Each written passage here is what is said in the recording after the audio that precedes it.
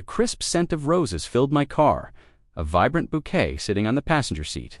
I was smiling, a goofy, love-struck grin plastered on my face. It was our 5th wedding anniversary, and I'd left work early to surprise Sarah. 5 years. It felt like a lifetime, and a single, beautiful day all at once. I pictured her face when she saw the flowers, the way her eyes would light up. I even had reservations at that little Italian place where we had our first date.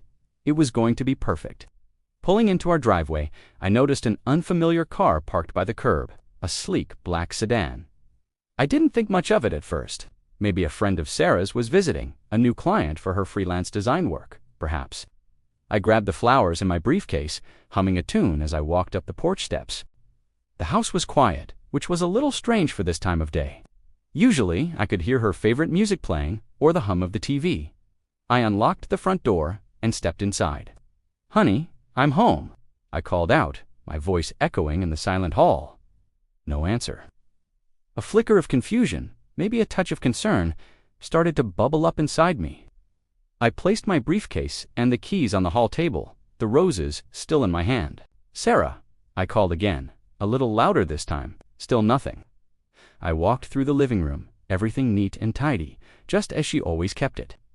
I headed towards the kitchen, thinking maybe she was out back in the garden. But then I heard it. A faint sound from upstairs. A low murmur of voices from our bedroom. My heart started to beat a little faster. It wasn't Sarah on the phone.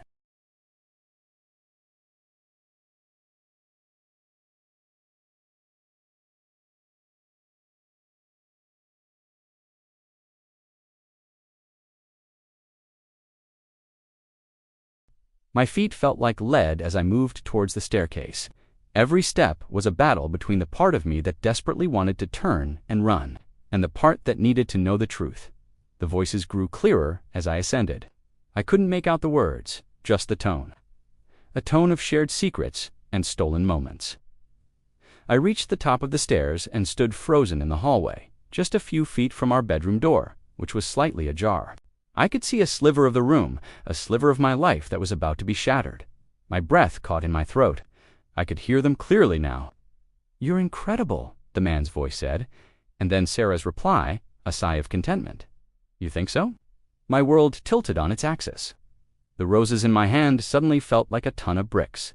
Their sweet scent was now sickening, a cruel mockery of the love I thought we shared. The vibrant red petals seemed to mock the blood draining from my face. This was it. This was the moment I never thought would happen to me, the scene you only see in movies. With a deep, shuddering breath, I pushed the door open, and there they were. Sarah, my wife, the woman I had built my entire world around, was in our bed with another man. Time seemed to stop. The sounds of the world faded into a dull roar in my ears.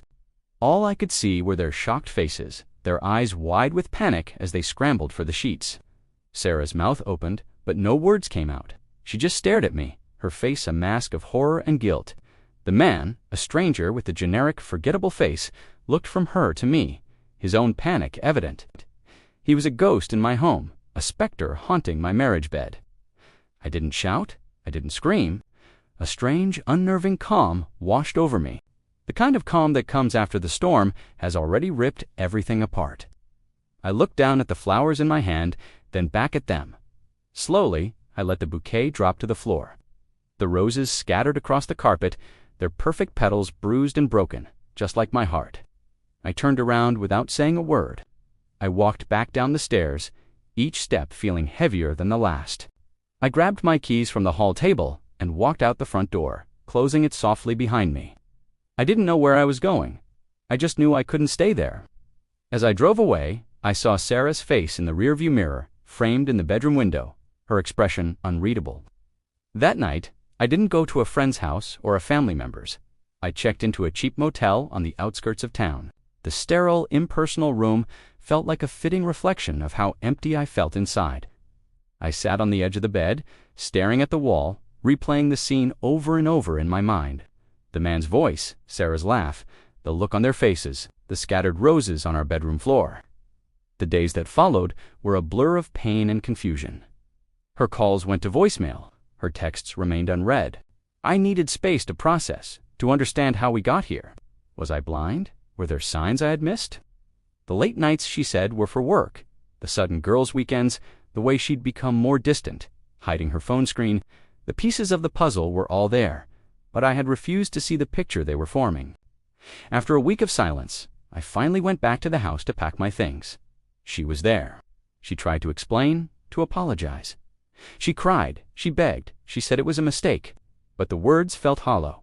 A mistake isn't a sustained affair. A mistake isn't laughing with another man in the bed you share with your husband. The trust, the very foundation of our marriage, had been demolished. There was nothing left to rebuild. It's been a year now. The divorce is final. Starting over has been the hardest thing I've ever had to do. There are days when the anger and hurt still feel fresh, but there are also days when I feel a glimmer of hope. I'm learning to trust again, starting with myself. I'm focusing on my own happiness, rediscovering hobbies I'd let slide, and reconnecting with friends. The scar is still there, and it will probably never fade completely, but it no longer defines me. It's a reminder of a painful past, but also a testament to my strength to survive it and move forward. The path to healing is long, and it's different for everyone. If you've ever been through something similar, know that you are not alone, and it's okay to feel broken. But also know that you have the strength within you to piece yourself back together, stronger than before. Take it one day at a time. Thank you so much for listening to my story. If it resonated with you, please consider liking this video and subscribing to the channel for more content. Take care of yourselves.